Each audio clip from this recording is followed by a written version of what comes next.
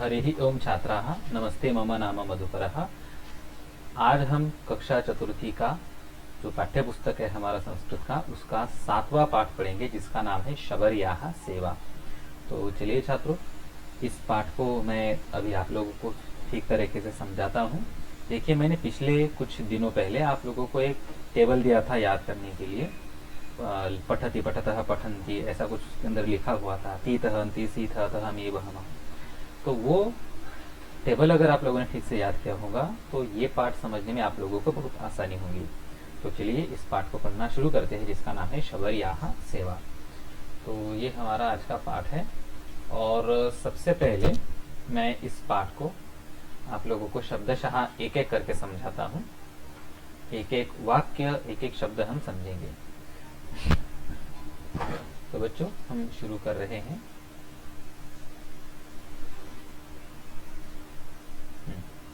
तो पहला वाक्य जो है, शबरी भिल्ल कुलिया, ये पहला वाक्य है, और यहाँ से हम शुरू करते हैं। तो जिस शबरी की हम कथा आज पढ़ रहे हैं, वो शबरी कौन थी? तो वो शबरी भिल्ल कुलिया। अब भिल्ल कुलिया थी। अब भिल्ल कुलिया, इसका मतलब क्या है? देखिए, यहाँ पर भिल्ल शब्द है, भिल्ल और कुल। कुल का मतलब होता है समाज, जाति, और भिल्ल कुलिया यानी भिल्ल जाति के, भिल्ल समाज के। अब भिल्ल कौन होते हैं? तो भिल्ल होते हैं वनवासी, जंगल में रहने वाले। तो जंगल में रहने वाले जो लोग होते हैं वनवासी, कुछ लोग उनको आदिवासी भी कहते हैं। तो वे जंगल में रहने वाले जो लोग थे, उनके कुल से शबरी थी। आगे लिखा है, सा वने निवसति, यानी वह जंगल में रहती है। सा कुत्र निवसति? वने निवसति। अब यहाँ पर आप लोग एक चीज देख सकते हैं, यहाँ पर निवसति को ती लगा हुआ है। देखो, मैंने इसको राउंड किया है, ती। ये ती क्यों लगा है? क्योंकि हमारे टेबल में आप लोगों को देखा होगा, तीतः अन्ति, ती एक वचन में आता है। अब यहाँ पर हम सिर्फ एक अकेली ही शबरी की बात कर रहे हैं। देखो, अकेली शबरी है, तो इसलिए हम इसको ती लगाते हैं। अगर बहुत सारे होते तो अंति लगाते थे। तो सा वने निवसति, यानी वह जंगल में रहती है। आगे लिखा है, मुनीनाम सेवाम करोति, और जंगल में जो ऋषि मुनि रहते हैं, तपस्या करते हैं, उनकी वो सेवा करती थी। देखो, ये यहाँ पर ऋषि का आश्रम है, और शबरी उनकी सेवा कर रही है, उनको लकड़ियां लाकर दे रही है, बाकी तरह तरह की चीजें हैं। सा प्रतिदिनम प्रातः शीघ्रम उत्तिष्ठति, और वह हर रोज सुबह जल्दी उठती है। प्रतिदिनम यानी हर रोज, प्रातः यानी सुबह, और शीघ्रम उत्तिष्ठति यानी जल्दी उठती है। यहाँ पर भी आप लोग देख सकते हैं, उत्तिष्ठति, इसके अंदर ती लगा हुआ है। ये ती किसका चिन्ह है? लट लकार का, यानी वर्तमान काल का चिन्ह है। आगे है, काष्ठानाम संग्रहम करोति, यानी सुबह जल्दी उठती है, और जल्दी उठकर क्या करती है? लकड़ियां जमा करती है। कुटीराणाम पुरतः स्थापयति। देखो, यहाँ पर कुटीर शब्द है। कुटीर का मतलब होता है कुटिया। देखो, आप लोगों को इस चित्र में साधु की कुटिया दिख रही होंगी। तो कुटीराणाम पुरतः, यानी वो जो कुटियाएं थी उनके सामने, पुरतः शब्द का मतलब होता है सामने, और स्थापयति, स्थापयति यानी रखती है। तो शबरी क्या करती थी? उन ऋषि मुनियों के लिए जंगल से लकड़ियां लाया करती थी, और लकड़ियों को उनके झोपड़ियों के सामने रख देती थी। अगला वाक्य देखिए, सूर्योदयात् पूर्वम मार्गान सम्मार्जयति, यानी सूर्योदय से पहले मार्गान सम्मार्जयति, यानी रास्तों को साफ करती थी। मार्ग यानी रास्ते, और सम्मार्जयति यानी स्वच्छ करती थी। शिलाखंडान अपनयति च। अब देखो, शिलाखंड यानी पत्थर, और अपनयति यानी दूर हटाती थी, यानी वो जो रास्ते थे उन रास्तों से पत्थरों को दूर हटाती थी। एतादृशीं सेवाम का करोति इति कोपि न जानाति। अब देखो, सबसे बड़ी इंटरेस्टिंग बात यह है कि शबरी इतनी सारी ऋषि मुनियों की सेवा करती थी, लेकिन वो छुपकर करती थी। किसी भी ऋषि को पता नहीं था कि ये हमारी सेवा कौन कर रही है। अब देखो, इतनी सारी सेवा तो शबरी करती थी, लेकिन छुपकर करती थी। अब ऋषि मुनि विचार करते हैं, एतादृशीं सेवाम का करोति इति कोपि न जानाति। अब ये ऐसी हमारी सेवा कौन करती है? इति कोपी न जानाति, और इस चीज को कोई भी नहीं जानता था। कोपी न जानाति, देखो यहाँ पर ती लगा है। और आगे देखिए, आगे क्या लिखा है, सर्वे आश्चर्यम अनुभवंती, और सभी जो ऋषि हैं वो आश्चर्य व्यक्त करते थे, सरप्राइज हो गए थे। अब यहाँ पर एक चीज मैं आप लोगों को दिखाना चाहता हूँ, और वो चीज ये है कि एक जगह पर क्रियापद को ती लगा है और दूसरी जगह पर अंति लगा है। अब यहाँ पर आता है हमारा लट लकार वर्तमान काल वाला।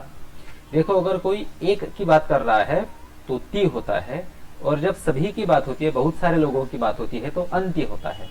देखो, जानाति, अपनयति, सम्मार्जयति, ठीक है। तो ये जो शब्द है, इनके अंदर अकेली की बात चल रही थी, यहाँ पर अकेली एक शबरी की बात चल रही थी, तो इसलिए ती है। लेकिन जब सर्वे आया, सभी की बात आई, यानी बहुवचन हुआ, तो अनुभवंती प्लूरल फॉर्म आया, ठीक है। तो ये होता है लट लकार।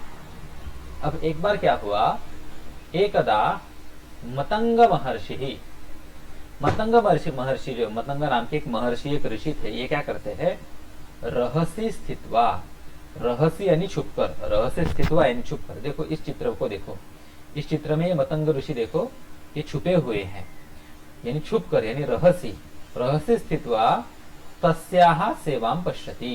ये मतंग महर्षि क्या करते हैं, छुपकर उसकी सेवा को देखते हैं। ये जो शबरी छुपकर उन सभी ऋषियों की सेवा करती थी, उनके लिए काम की चीजें लाकर रखती थी, उनको वो छुपकर देख लेते हैं, और उसके बाद संतुष्ट भवति, और उसकी ऐसी सेवा को देखकर वो खुश हो जाते हैं। और तस्याहा समीपम गच्छति, और उसके नजदीक भी मतंग ऋषि जाते हैं, और आशीर्वादम करोति, और उसको आशीर्वाद देते हैं, ब्लेसिंग देते हैं। तस्याहा वासाय पर्णकुटिम स्थापयति, पर्णकुटिम व्यवस्थापयति। तस्याहा यानी उसके, अब वासाय यानी निवासाय, निवास करने के लिए, उसके रहने के लिए पर्णकुटिम व्यवस्थापयति, एक पर्णकुटी की व्यवस्था करते हैं, यानी उसके लिए भी कुटिया दे देते हैं।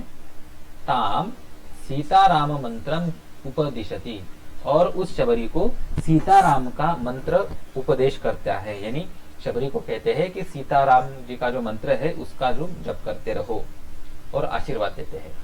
अब यहाँ पर हर जगह पर आप लोग देख सकते हैं कि एक ही मतंग महर्षि की बात चल रही है, तो हर जगह पर ती ती ती ऐसा लगा हुआ है। क्यों? क्योंकि यहाँ पर एक वचन है, एक ही अकेले मतंग महर्षि की बात चल रही है, इसलिए।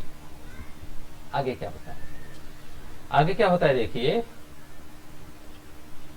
कालः गच्छति, और इसी तरह से समय बीतता चला जाता है। कालः गच्छति, शबरी वृद्धा भवति, और ये जो शबरी है बूढ़ी हो जाती है। देखो इस चित्र में आप लोग देख पा रहे हो कि शबरी अब बूढ़ी हो चुकी है।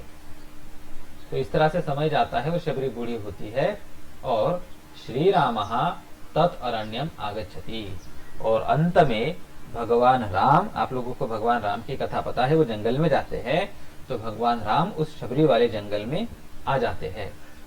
और शबरी बदर फलानी अर्पयति, देखो यहाँ पर बदर फलानी है, गलती से हुआ है, यहाँ पर बदरी फलानी चाहिए, यानी यहाँ पर ऐसा चाहिए, ब द और री, यहाँ पर गलती से बदर फलानी है, बदरी फलानी अर्पयति। अब बदरी फल का मतलब होता है बेर का फल, आप लोगों ने खाया होगा बेर, तो बदरी फलानी अर्पयति, और जो शबरी है राम को बेर के फल देती है। यहाँ पर देखो उसके हाथ में है, टोकरी में भी है, देती है। रामः तानि खादति, और राम जो है उस बदरी के दिए फलों को खा लेते हैं। संतुष्टः भवति, और राम उसके फलों से संतुष्ट हो जाते हैं। और अंत में चिरंजीव इति आशीर्वादम करोति, और भगवान राम भी बदरी को चिरंजीव ऐसा आशीर्वाद देकर खुश करते हैं। तो इस तरह से हमने इस पाठ को पढ़ लिया है बच्चों। इस पाठ में सभी शब्दों को मैंने आप लोगों को समझाया है। अगर आपको कोई शब्द नहीं समझा तो आप लोग मुझे जरूर पूछ सकते हैं। अगले वाले भाग में हम इसके प्रश्नोत्तर है उनको भी देख लेंगे। धन्यवाद।